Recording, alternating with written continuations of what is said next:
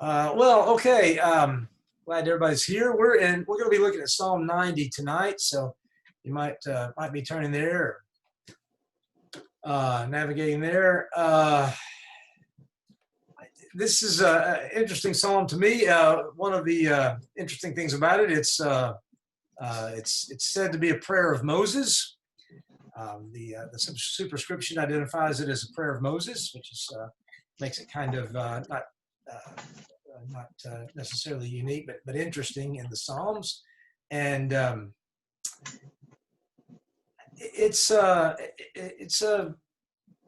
well, let's start by asking this. Can you tell me a time when you kind of realized, man, life is short? Is there a moment you can think back to or think about and consider, and when you just said to yourself, oh man, life is really, really short and it really goes fast? Is there a particular time?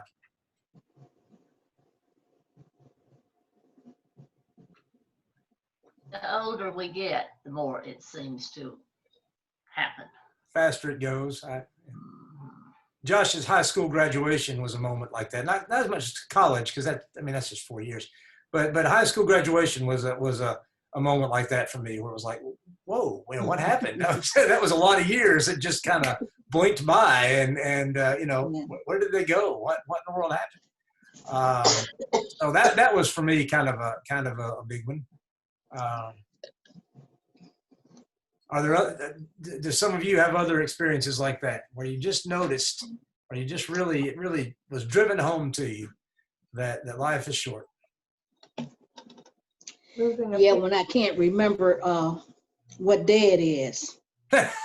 Sometimes I get so confused. It could be a Tuesday and it feels like Sunday. I get really confused about the days, and they just go so fast. It's weird, especially right now that with our usual sort of rhythms disrupted. It's weird, but yeah.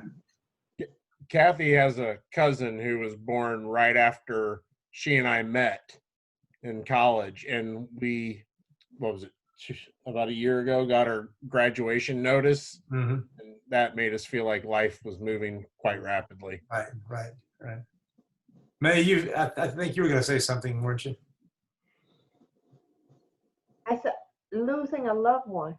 Yeah. I mean, on the sort of other side of the coin, to see, to say goodbye to people you love, and to lose friends, to lose loved ones is hard.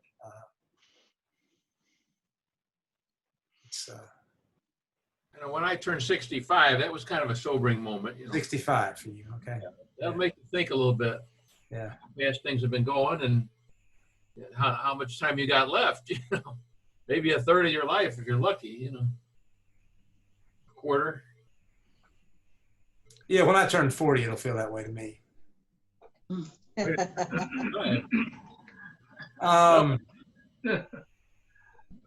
Yeah, so I mean, right. So we have this experience, right? We have this recognition at times that life is short. Life moves quickly.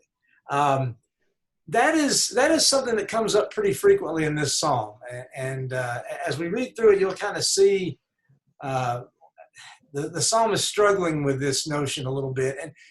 And I want to ask us to think about whether in the psalm it's treated as, well, just we struggle with this notion, perhaps, life being short. We don't like to be reminded of it, maybe. We like to sort of shy away from that realization. Ask yourself as we read through the psalm, if that's really what the psalmist wants, for us to shy away from the realization that life is short. And we'll talk about that as we go. So Psalm 90, a prayer of Moses, the man of God. Lord, you've been our dwelling place throughout all generations. Before the mountains were born, or you brought forth the whole world, from everlasting to everlasting, you were God. You turn people back to dust, saying, return to dust, you mortals. 1,000 years in your sight are like a day that has just gone by, or like a watch in the night. Yet you sweep people away in the sleep of death. They are like the new grass of the morning. In the morning it springs up new, but by evening it is dry and withered. We are consumed by your anger and terrified by your indignation. You have set our iniquities before you, our secret sins in the light of your presence. All our days pass away under your wrath. We finish our years with a moan. Our days may come to 70 years or 80 if our strength endures, yet the best of them are but trouble and sorrow, for they quickly pass and we fly away. If only we knew the power of your anger. Your wrath is as great as the fear that is your due. Teach us to number our days, that we may gain a heart of wisdom. Relent, Lord. How long will it be? Have compassion on your servants. Satisfy us in the morning with your unfailing love, that we may sing for joy and be glad all our days. Make us glad for as many days as you have afflicted us, for as many years as we have seen trouble. May your deeds be shown to your servants, your splendor to their children.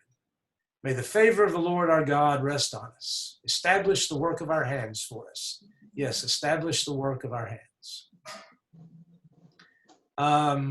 So what do you notice there? What jumps out at you as we read through there?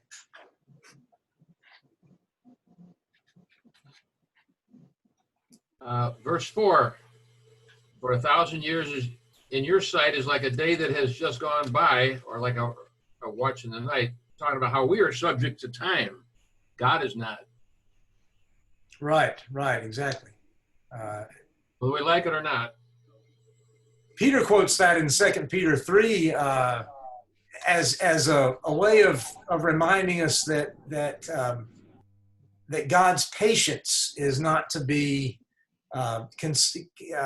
considered as God not keeping his promises.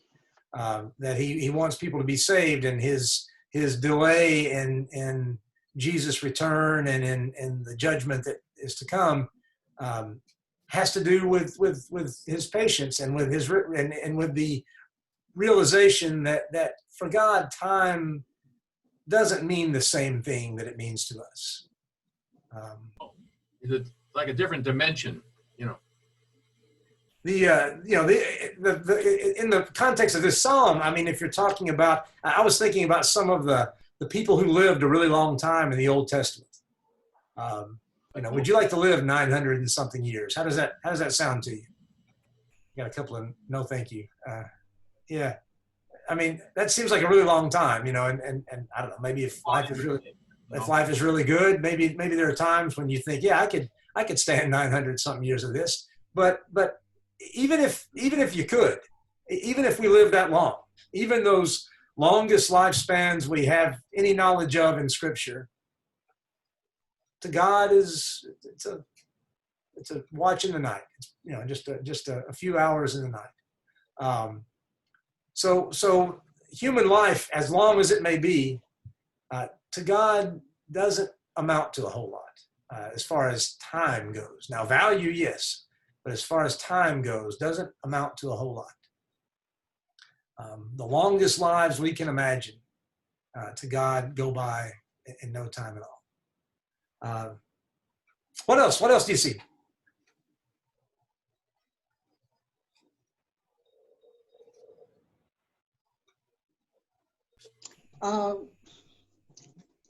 Verse 3, you turn people back to dust, return to dust, you mortal. So to me, that's like saying limited human lifespan. And it reminds us of creation, right? In the Genesis account, where Adam and Eve are meant to live in the garden, and they eat from the tree of the fruit of the knowledge of good and evil, and they are destined or subjected to death because of that sin in the garden account. Dust you are, and to dust you shall return. That's part of the curse, right? Part of the response of God to the sin. It reminds us of the mortality of human beings. That we're made of dust in the Genesis story, and to dust we return. so all of this reminds us that we are mortal. We don't live forever in this life. This life doesn't last forever, and that's the way it is. We're like the new grass of the morning, right? It springs up and it's covered with dew, and it's beautiful and glistening and growing and green, and by evening in the psalm it's dry and it's wet. Human mortality. We don't. None of us live forever. None of us here get out alive. Jim Morrison once said. Yeah. Moses is constantly comparing us to God. Sorry. Yeah, he's comparing our mortality to God's immortality. Okay. And God is right. And in comparison, God is the one who has been our dwelling place throughout all generations. Right. Through every generation, God is the one in whom we find our security and our dwelling and our home. God was around before the mountains were born, and from everlasting to everlasting. That's forever, right? From that's a very Eternal. Hebrew way of saying forever and ever and ever. God is God. Eternal nature. Yeah, right. He's eternal, and that contrasts with human beings who live but a little while, 70 or 80 years, right? Does that I mean? think about that a lot. Does that mean you shouldn't? Does that mean you shouldn't expect to live past 80? Moses was 120. Right.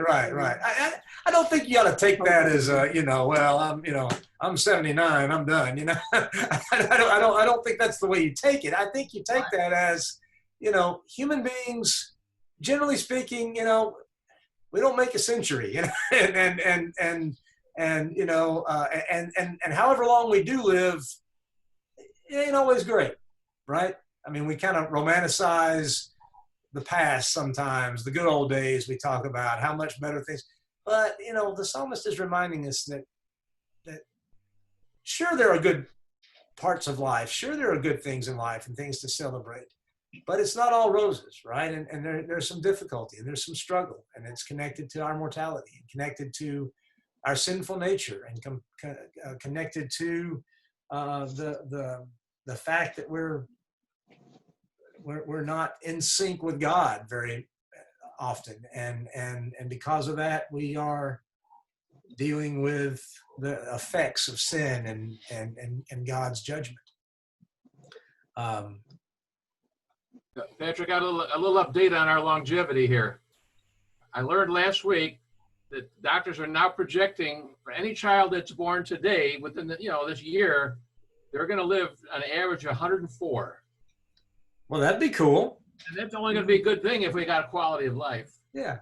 I mean, that's always the case, right? That's always the case. We always, as human beings, as we find ways to extend our lifespan, we sometimes wind up outliving our quality of life. Right. Sometimes, that happens. That's always a struggle that we have. But yeah, I mean, that's I mean, human. That's not surprising, I suppose, completely. Human lifespans tend to get longer as you go through history. Not counting the biblical stories, of course. We're going to get back to the time of Noah. People lived a lot longer than the time of Noah. Yeah, I mean, certainly you can imagine. I mean, I read about some treatments a week or two ago. Some research on. I don't remember. It was over my head. But anyway, it was some research that basically, bottom line was, it should contribute to aging more slowly and not not wearing out so quickly. The fact is, though, right? However long we live, his point is, we're still mortal. We're still dealing with, even if we deal with it successfully, we're still dealing with age, and we're still dealing with disease, and we're still dealing with the reality of what it is to be human in this world. And we're still dealing with the fact that even though maybe we can live a long time, nobody can guarantee that it's going to be great all the time. And so, so these are all things that that the psalmist says we have to sort of confront and we have to sort of deal with as we go. It's interesting that life expectancy in the scriptures has steadily decreased from the time of Genesis until we get to the Psalms, and now it's 70 or 80.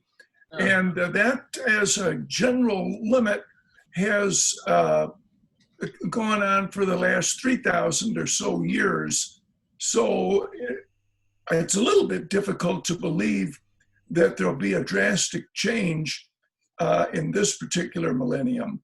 But I guess it's possible. With new technology, yeah, it is. Of course, there has been technological development for a long time, but Yeah, but it's speeding up. It's developing so fast, you can't even believe it. But always, I mean, vaccines that keep us from dying in childhood of treatable diseases, or whatever. There's all sorts of ways of that we have of compensating for our mortality, but none of them have proven to keep us living forever, and none of them guarantee how good life will be, right? And that's the point of the psalm. Whatever you think about, time, lifespans, and whatever you think about that, the point of the psalm is this is what we deal with. This is the struggle of being a human being, of being mortal, I wonder sometimes if this is sort of what the teacher in Ecclesiastes meant when he talked about God putting eternity in the hearts of people. That's a sort of a difficult phrase, but I wonder if what it means is we alone of God's creation have the ability to sort of imagine eternity and to understand a little bit what eternity is. And yet we're still not eternal beings on our own, right? We still need God to give us life. We still need God to save us. We still need to, we still go through aging and death and still have that mortality about us. That's frustrating, I suppose, right? If you think about it in those terms. I would argue that we're all eternal beings because we have a soul that lives on forever in one place or the other. We have the promise of eternal life in Jesus. That's absolutely true. We're not eternal beings in the sense that we live forever past death.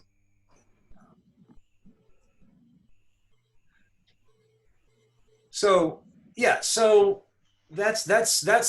what we're dealing with, right? That's the struggle we're dealing with. How do we deal with that in our world? How do we deal with this mortality? What are some of the ways we handle it? We try to make it as long as possible by using technology, using medicines and other things. Some people use vitamin supplements and all kinds of things. I think we try to prolong it in that way as long as we can. Mm-hmm. And then I think other people, they take a kind of a hedonistic approach to it where, okay, if I have I don't have a lot of time, so I'm going to just do everything that I possibly can, get as much out of life as I can. And sometimes that, of course, leads people into sinful things. And so they're trying to get as much out of life as they can in the short time that we have. But really, it's leading them into things that are not good, leading them away from God. Yeah. And yet other people are in denial about it. Yeah. Yeah. They say psychologically, a lot of people cannot picture themselves in a coffin. They don't go to funerals. They don't want to go to funerals. Or don't want to picture themselves with God. Thanks, Dan. Now that's in my head. Mine just blots it out. Yeah. So I Yeah, don't- I mean, I think denial is kind of a common thing when we talk about mortality, and we talk about that part of our humanity. I think it's very common to just sort of I don't want to talk about that. I don't really want to deal with that. Right. They don't think about it. They just put it off. I think about What's that? it. No, I just said I think about it. Oh. Because sometimes most of my family members, it's only two in my mom and dad's siblings, just my sister, the one that just recovered from COVID. She's 82. Mhm. So, and everybody else died in their 40s, 60s. Mhm. So I kind of think about it sometimes because I'm only a hop, skip, and a jump from 80. In a few years, I'll be there, and I'm like, wow. Being realistic. So, You're facing truth. It's interesting here that I mean the psalmist is sort of recognizing too that some of this at least and I it's hard to reconstruct exactly what he's got in mind, but some of this for the psalmist has to do with God's wrath, and I don't, even if it's that death is the effect of sin, that death is the effect of the presence of sin in the world, like Genesis tells us, talks about, then perhaps that's kind of what he's got in mind here. That just the fact that sin exists means that this world is not what it should be, and that we're broken, and that creation is kind of off the hinges a little bit, and so. This is the result of it. This is where we go. This is the way things go. So what does he want us to do about this? I mean, you can sit here and talk about mortality and get really down about it, and he's not particularly upbeat as he writes this clearly. But is that okay? Let's just be depressed about it, or let's deny it, or let's just sort of try to keep it at bay without thinking much about it. What does he want us to do with this information that we're mortal? Well, I was struck by verse 12, and I think this is where he's kind of saying what he thinks that we should do. He's just gone through this whole thing about how bleak life is sometimes, and he says we finish our years with a moan. Yeah. And that just sounds so depressing. Yeah. And then in verse 12, and I thought about what this meant for a long time. It is, teach us to number our days aright, that we may gain a heart of wisdom. And so I thought, okay, we can't number our days because we don't know how long we have. right. But I think what he's saying here is we should approach every day as a gift and really live it in a way that's going to bring us closer. I think wisdom is bringing us closer to God. So every day that we live, we should make it count. Mm-hmm. And maybe that's what he's saying, to number our days aright. Make each day count in a good way. And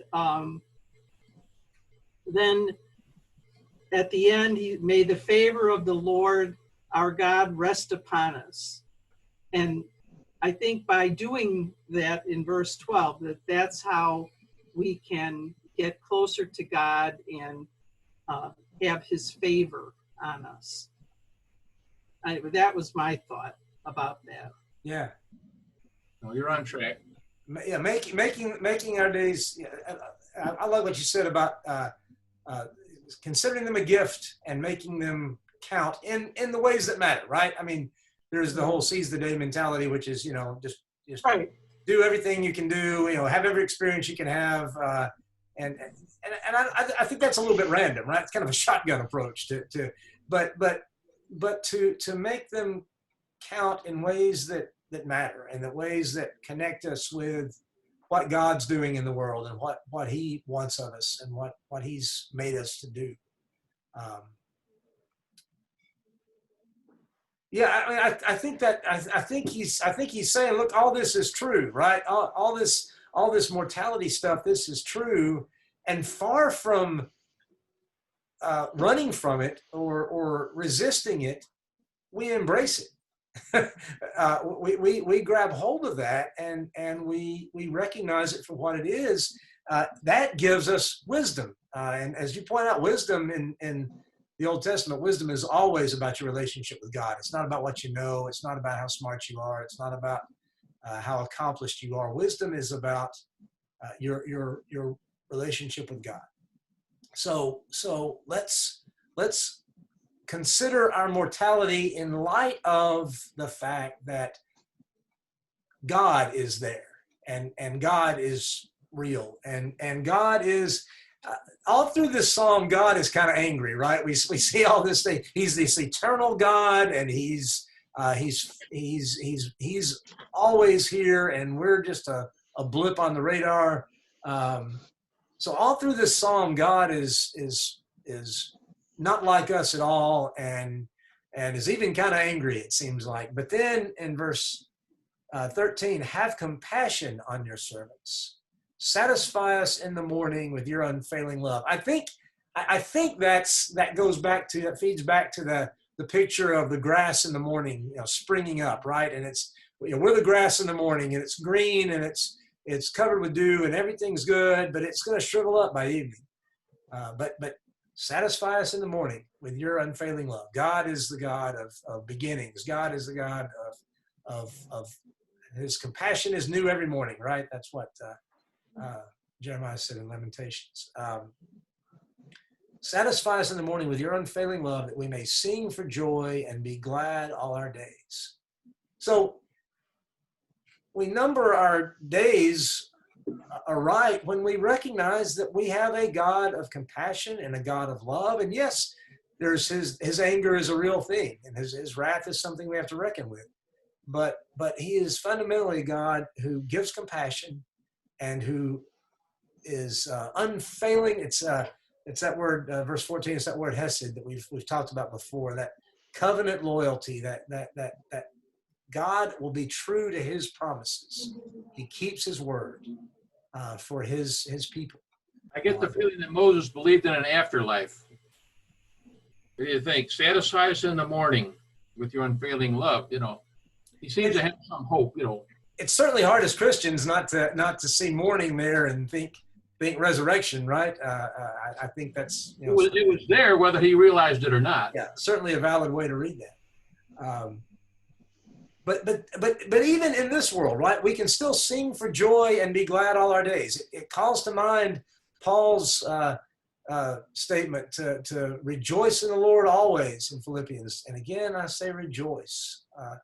There's always reason to celebrate. There's always reason to rejoice. There's always reason to have joy in what God has given us and what he's done for us and in his compassion and love. And we can do that and still embrace our mortality. And in fact, maybe we can even, by embracing our mortality, we can even appreciate more the ways in which God gives us joy and gives us peace. We can recognize that doesn't, the two don't cancel each other out, right? That they're not mutually exclusive. God's love and our mortality. I like that. Make us glad for as many days as you have afflicted us, for as many years as we have seen trouble. I kind of like that. I think it's just sort of asking for balance, right? Um, I was struck by the contrast. It make us glad for as many days. Now he could have said, "As you have given us," or "You will give," but then he says, "You have afflicted us." So that is not a happy word, afflicted, but yet we're to be glad about it. well, I think what he's asking is that the two will equal one another. that you know, for every day for every day we have struggle and affliction. God, please give us a good one. Please give us a good day. And I think it sort of reckons with the fact that that's life, right? There are good days and there are bad days. There are good years and there's 2020. There's a mix in life. And even 2020. I mean, we have some people here who are going to have babies born. So there's a mix in life. There's a way of, and I think that's what the psalmist is sort of recognizing. God, we ask you to bless us as much as you've afflicted us, Or make us thankful for all things. yeah, We give thanks in all situations. right. Always we can give thanks, not for all situations, but Paul says in every situation we can give thanks, right?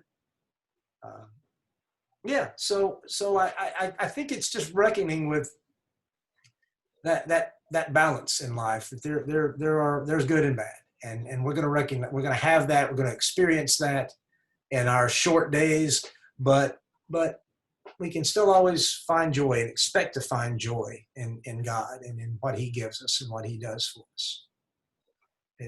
May your deeds be shown to your servants, your splendor to their children.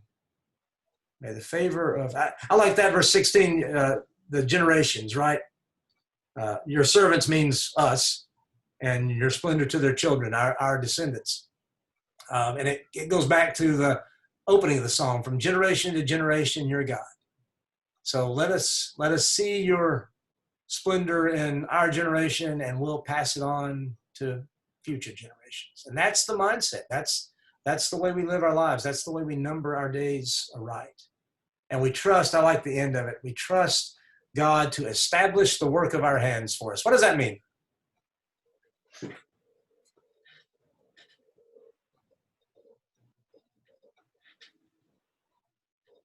I think it's a great way to end the psalm. I'm sure Moses is thrilled that I approve, but it's I think it's a wonderful way to end the psalm. What do you get from that? What?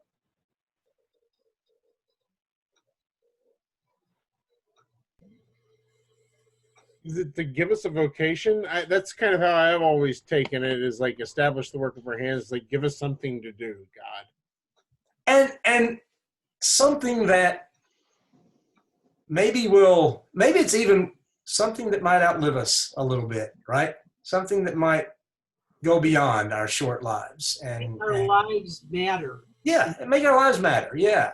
Make the things that we do, even though our lives are short and they don't mean much in the grand scheme of things,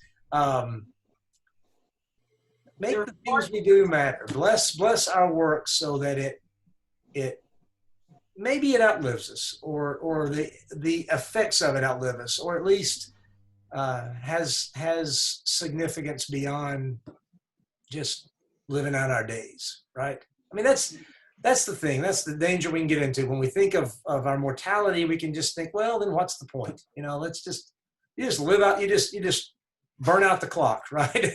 you just run down the clock. And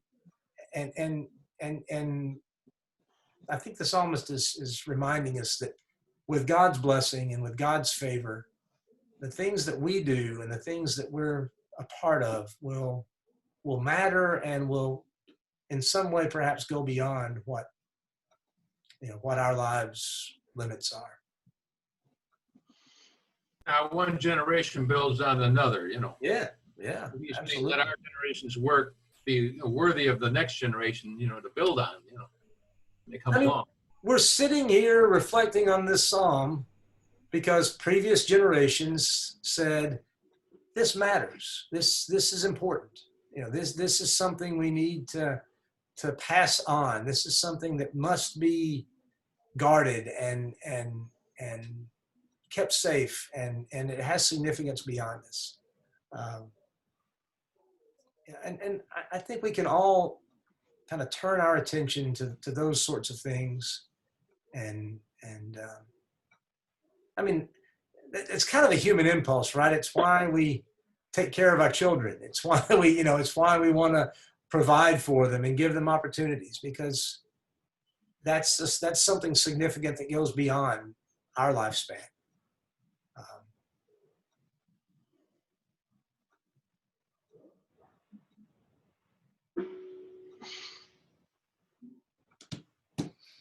Well, what else about Psalm 90? I hope it's not as depressing as you thought it was. No, it's not. Mm-mm. I think you could tell that Moses had an experience with God like nobody else. Mm. Just from the way he talks, you know, words things. You know, he experienced God at that burning bush like none of us will ever experience him, and like nobody else has either that I know of. So it definitely made an impression on him. You can tell. Yeah.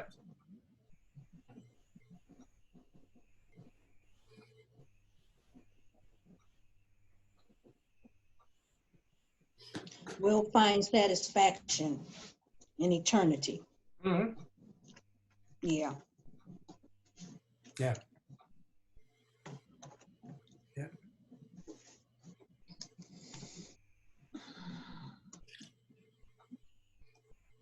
I mean, that's what we trust in when we come to grips with our own mortality, is that God's love doesn't fail. God isn't mortal, and his love doesn't run out, and he's always there to offer it and to give it. And so for mortal people, that's what we put our hope in, and that's what we turn back to again and again. We ask God to satisfy us with that unfailing love of his. That lasts, as you point out, Linda, even beyond our death, and that in Jesus we hope and believe and trust in resurrection and new life. That's right.